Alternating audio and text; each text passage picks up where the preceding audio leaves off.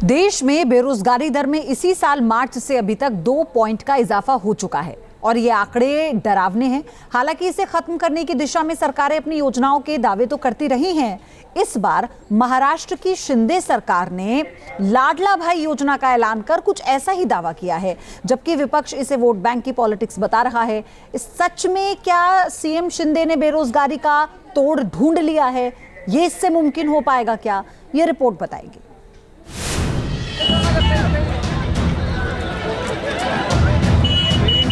मुंबई में अभी बेरोजगारों के मेले की तस्वीर वायरल हुई ही थी कि महाराष्ट्र के सीएम एकनाथ शिंदे ने एक महत्वाकांक्षी योजना का ऐलान कर पासा पलट दिया। बेरोजगारी के मुद्दे पर विधानसभा में घिरी तो महाराष्ट्र सरकार ने लाडली बहना के बाद अब लाडला भाई योजना लाने का ऐलान कर दिया है, जिस स्कीम के तहत 12वीं पास करने वाले युवाओं को 6,000 रुपए प्रति माह, डिप्लोमा करने वाले युवाओं को 8,000 रुपए प्रति माह और ग्रेजुएट युवाओं को 10,000 रुपए प्रति माह सरकार की ओर से दिए जाएंगे।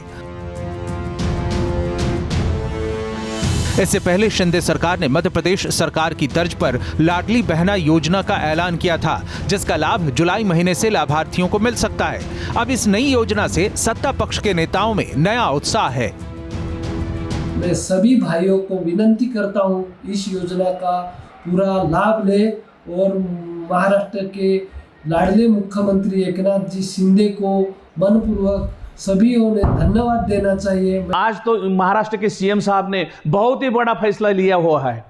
जो बच्चे 12वीं तक पढ़े हुए हैं उनको 6,000 रुपया, जिन्होंने डिप्लोमा किया है उनको 8,000 रुपया और जो ग्रेजुएट वाले हैं इन सबको 10,000 रुपये प्रति महीना देने का वादा किया है। ये सिर्फ वादा नहीं है, तो माननीय सीएम साहब ने, हमारे महाराष्ट्र के मुख्यमंत्री माननीय एकनाथ शिंदे साहब ने इसका प्रावधान बजट में किया हुआ है। पैसा इनके पास है और ये पूरी योजना इतनी जोर से चलने वाली है कि अब हमारे महाराष्ट्र के जो विरोधी लोग हैं इनके पेट में थोड़ा गड़बड़ होने लगी अब।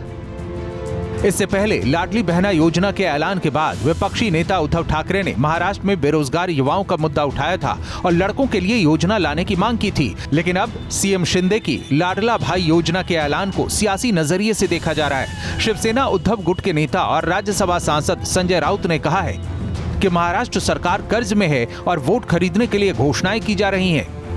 दरअसल महाराष्ट्र में 26 नवंबर 2024 को मौजूदा सरकार का कार्यकाल खत्म होगा, इसलिए इसी साल अक्टूबर में विधानसभा चुनाव करवाए जा रहे हैं। ऐसे में इस तरह की योजना को विपक्ष लोक लुभावन योजना बताकर इसे सरकारी खजाना लुटाना बता रहा है, जबकि सत्ता पक्ष का दावा है कि इससे पहले इतनी सटीक योजना का कोई इतिहास ही नहीं रहा है। सीएम एकनाथ शिंदे के मुताबिक योजना का पैसा यूं ही नहीं दिया जाएगा, बल्कि इससे बेरोजगारी खत्म होगी। लाडला भाई योजना के तहत कोई युवक 1 साल तक किसी फैक्ट्री में अप्रेंटिसशिप करेगा, जिसके बाद उसे काम का अनुभव मिलेगा और उस अनुभव के आधार पर उसे नौकरी मिल जाएगी। इस योजना के तहत युवाओं को फैक्ट्रियों में ट्रेनिंग मिलेगी, जिसके लिए सरकार उन्हें वजीफा देगी। सरकार के दावे कितने जमीन पर उतरते हैं ये वक्त बताएगा, लेकिन फिलहाल महाराष्ट्र में बेरोजगारी की हकीकत बयां करती इस तस्वीर को देखिए। तस्वीरें मुंबई एयरपोर्ट के बाहर की हैं, जहां बेरोजगारी का जनसैलाब उतर आया जब एयरपोर्ट पर लोडर के 600 पदों के लिए 25,000 से ज्यादा आवेदक वॉक इन इंटरव्यू के लिए पहुंच गए थे।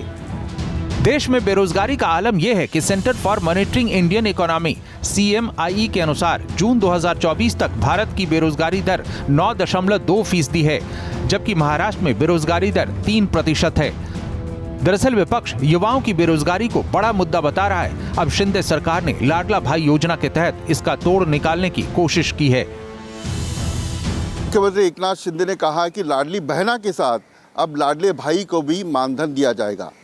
आने वाले 3 महीने में लाडली बहना योजना के तहत 3 महीने का मानधन जो है वो दिया जाएगा और यही सरदुखी जो है वो महाविकास आघाड़ी की जो पार्टी है उनके सामने आ गई है। उनके सामने चुनौती ये है कि ये लोकप्रिय योजना कहीं विधानसभा में महायुति को जीत हासिल न कर दे। वीडियो जर्नलिस्ट स्वप्निल के साथ विलास अठोले, न्यूज़ नेशन, मुंबई।